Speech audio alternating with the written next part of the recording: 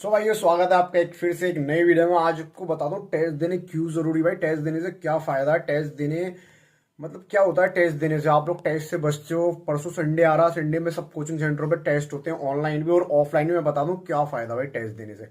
सबसे पहली चीज भाई, टेस्ट देने से आपको पता चलता है आपकी क्या औकात है, क्या हैसियत है, कहाँ आप स्टैंड करते हो, कितना आप कर लोगे पेपर को। और कितना कोई भी लेवल का टेस्ट हो भाई, चाहे आप नीट लेवल का टेस्ट दे रहे हो, चाहे आप जेई लेवल का टेस्ट दे रहे हो, चाहे आप किसी भी चीज में किसी भी कंपटीशन के लिए टेस्ट दे रहे हो भाई, उसकी तैयारी करते हुए मान लो कि आप अगर किसी कॉलेज में आप हो गए हो, मतलब मान लो कि आप एमबीबीएस में भी आ गए हो, उसके बाद भी टेस्ट होते हैं वहां पर।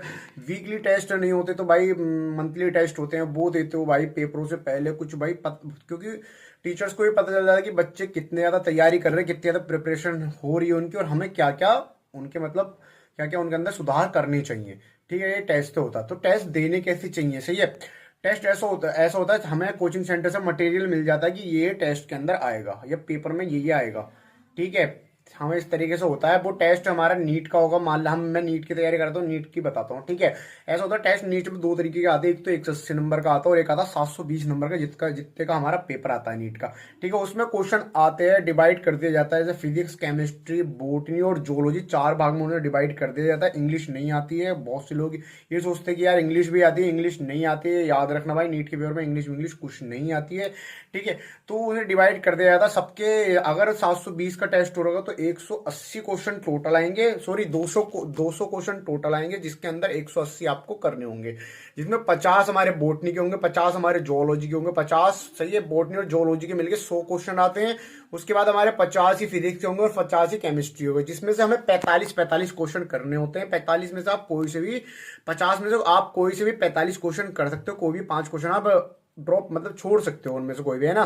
ठीक है, कोई भी चाहे वो फिजिक्स हो, चाहे वो केमिस्ट्री हो, चाहे वो बायोलॉजी हो। ठीक है, बायोलॉजी मतलब जोलॉजी और बोटनी, दोनों में से 45 दोनों में से 45 करने उनमें से भी। ठीक है, तो इस तरीके से वो हमारे 180 क्वेश्चन हमें करने होते हैं। 180 क्वेश्चन को डिवाइडेड बाई आप इंटू आप करोगे तो उसमें अगर इंटू क्रॉस कर इंटू कर दोगे तो उस 4 से, तो आपके 720 नंबर हो जाएंगे। ठीक है, इस तरीके से पेपर आता है। तो हम पेपर की तैयारी किस तरीके से करें, सबसे पहले आप अपना, अगर आप जब आपके दो टेस्ट होते तो इस तरीके से आपको शेड्यूल बनाना है कि ये चीजें इस तरीके से आएंगी, इतने बजे तक हमें पढ़ लिए। ठीक है, अगर आपका टेस्ट एक ही होता, एक टेस्ट होता तो आपको इस तरीके से बनाना कि भाई मेरा एक टेस्ट है तो इस तरीके से लिखना, ये चैप्टर हमारे आ रहे हैं। बोटनी सबसे ऊपर जोलॉजी लिख ली, बोटनी लिख ली, केमिस्ट्री लिख की, उसके बाद केमिस्ट्री के बाद हमने फिजिक्स लिख ली। ठीक है, इस तरीके से लिखना। और पढ़ने किस तरीके से भाई, उसके अंदर आपको पीवाईक्यू भी करने हैं। जैसे 2 बजे से मैं लिख रहा पीवाईक्यू, आप किसी भी टाइम कर सकते हो, जिस टाइम आपको टाइम मिलता है आप पीवाईक्यू कर सकते हो। और 20 मिनट कम से कम इसके अंदर भी आपको एनसीईआरटी पढ़नी है, केमिस्ट्री की, बायोलॉजी की और फिजिक्स की। भाई एनसीईआरटी पढ़ना बंद मत करो, अब एनसीईआरटी पढ़ ली है, हर हाल में पढ़ ली है भाई, क्योंकि यार इस टाइम ये टाइम वो आ गया। अगर आप इस टाइम आप एनसीईआरटी को इग्नोर करोगे भाई, तो आपको एमबीबीएस आपको इग्नोर कर देगा भाई। ये ध्यान रखना, नीट का एग्जाम आपको इग्नोर कर देगा पूरी तरीके से। भाई एनसीईआरटी जरूर पढ़ो, बहुत ज्यादा जरूरी है एनसीईआरटी पढ़नी इस टाइम पर। और एक चीज मैं आपको बता देता हूँ, क्योंकि यार पता है बहुत से लोग क्या करते हैं, एनसीईआरटी को अलग अलग तरीके से पढ़ते हैं। मैं एनसीईआरटी पढ़ने का मैंने बेस्ट तरीका बता रखा है भाई, आप जाके वीडियो देखो भाई, कैसे कैसे पढ़ना है, लाइन बाय लाइन भाई आपको एनसीईआरटी पढ़नी है।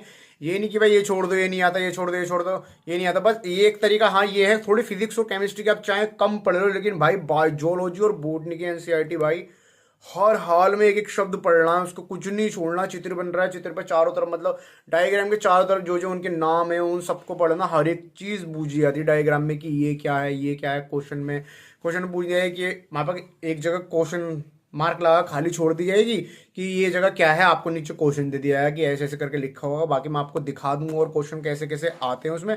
ठीक है, सो भाई आज के लिए वीडियो इतनी, अगली वीडियो में मिलते हैं भाई। ठीक है, अगली वीडियो में दिखाता हूँ आपको कैसे कैसे क्वेश्चन आते हैं हमारे एनसीईआरटी में। 2024 का पेपर क्या था कैसे नहीं। ठीक है, चलते फिर।